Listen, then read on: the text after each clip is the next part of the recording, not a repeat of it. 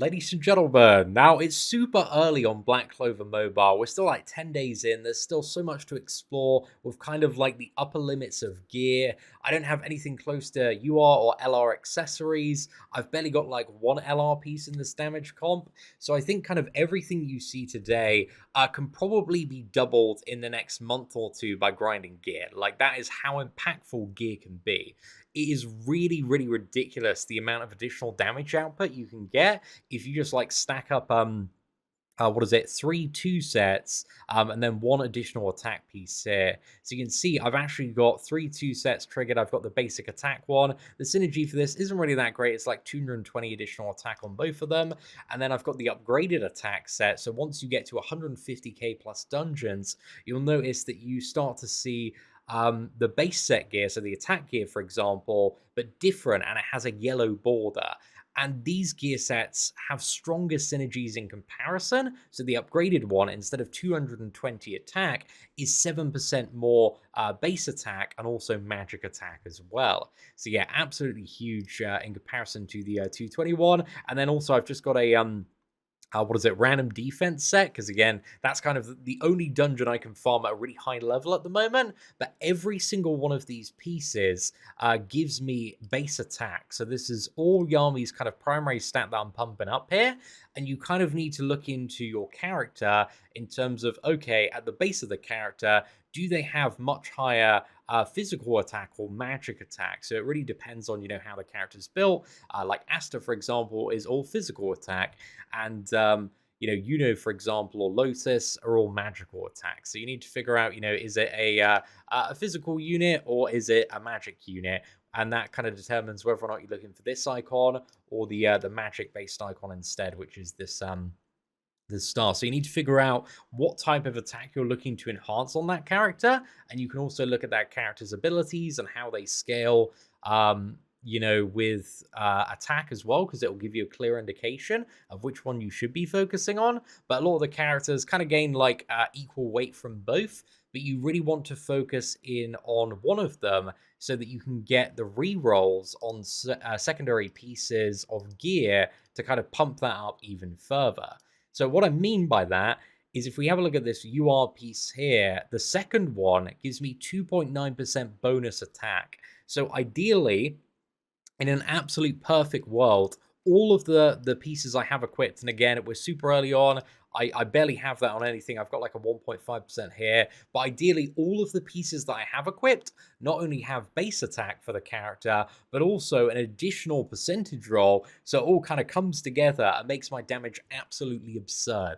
That is ideally what I'm looking for, but you can see here, again, we don't really have like perfect stuff. We actually have like many pieces that might have like a strong amount of base attack, but really once you get to the UR and LR gear, you are looking for that like percentage increase, because again, it's just going to play off so much stuff. If we're having a look at the base on that, that's almost like 2,000.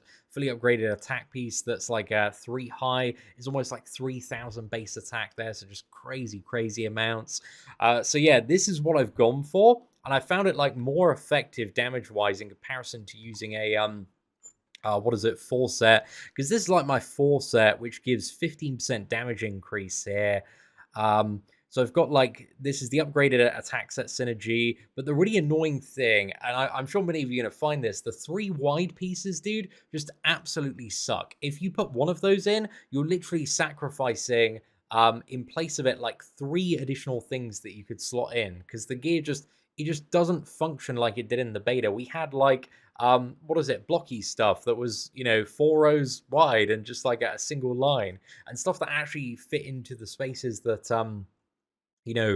were made available. But you're going to find very quickly, if you try to make the 3 wide ones work, in a lot of scenarios, you're just left with like empty spaces, and there isn't anything you can do about it unless you stack up, what is it, like 4 of these or something, or on like certain characters you may want to give a lot of health to.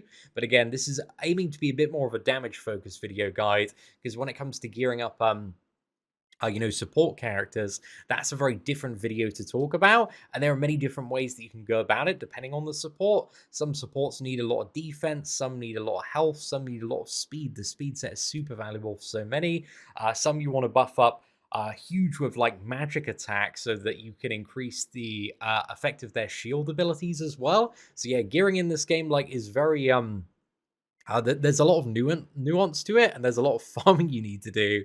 And yeah, it's just at the moment like a very long process. I really hope in time they do have the ability to like re-roll certain stats, like you do in Seven Deadly Sins Grand Cross, where you have the anvils and you can just go in and say, you know what, I don't want a bit of health on this. I want to re-roll for more attack or more percentage attack increase, and just get it that way. Because yeah, that'll make it a lot easier to get gear and upgrade it, man. That'd be a really, really good time. But I'll show you what I mean, right?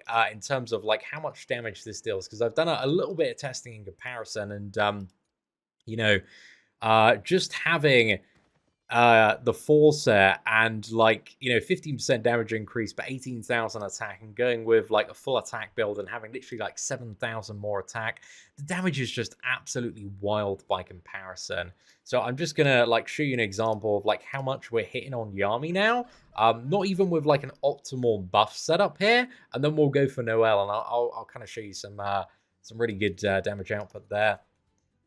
But yeah, it kind of seems like, figuring out what is the core of your damage output, and then like stacking that particular piece really is the way to go when it comes to like building a really good attack set. But yeah, I left auto on there accidentally, but you can see like we almost did 200,000 there. So yeah, that was a pretty good time, man. Certainly didn't work out too badly.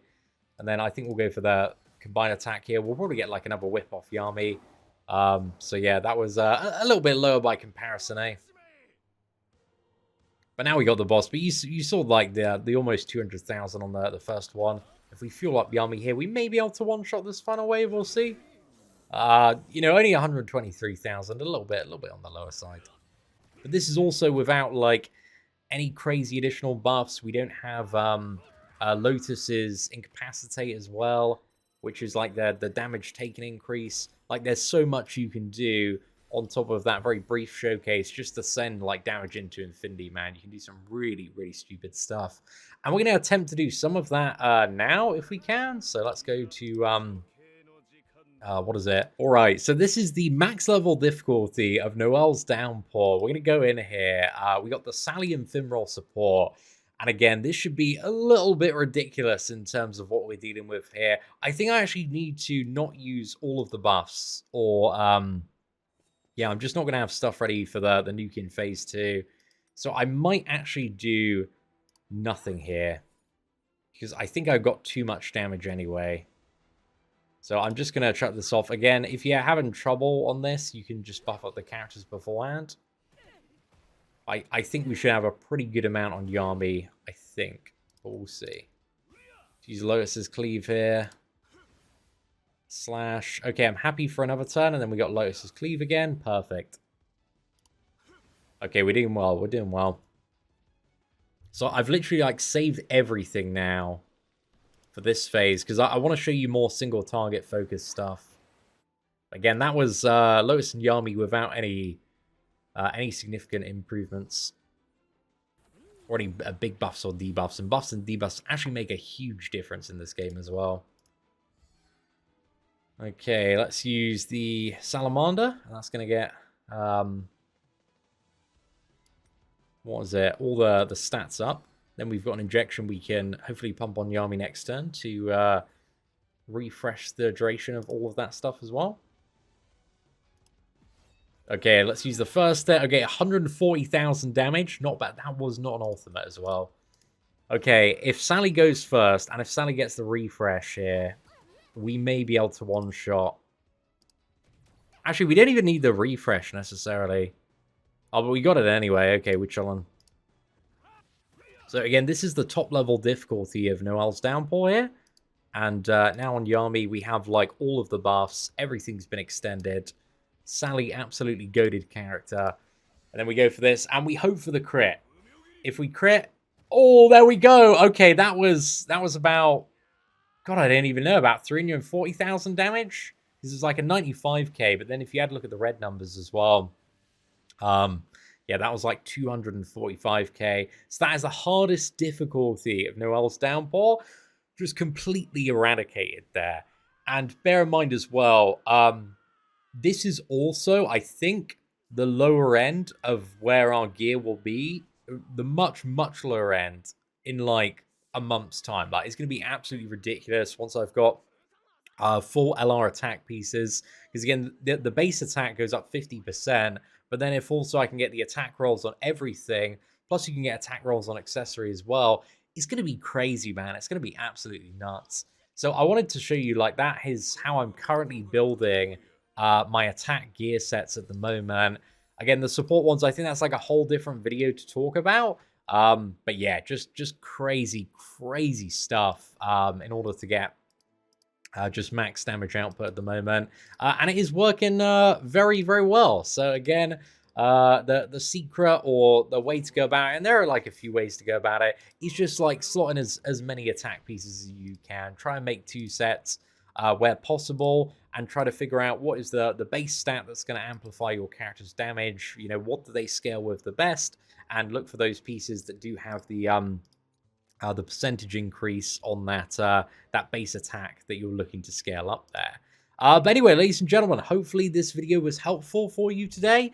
Again, it's just a very early video saying, like, this is what I'm doing. I don't know what the best strategy 100% confirmed is, but I've been building this, and as you can see, like, I'm hitting like a god. Like, stuff is just getting, like, crazy overkill. So yeah, hopefully you did enjoy today's video breakdown, and if you did, please do smash that like button. That'd be greatly appreciated. Thank you all very much for watching. Take care, and I hope you have an absolutely fantastic day.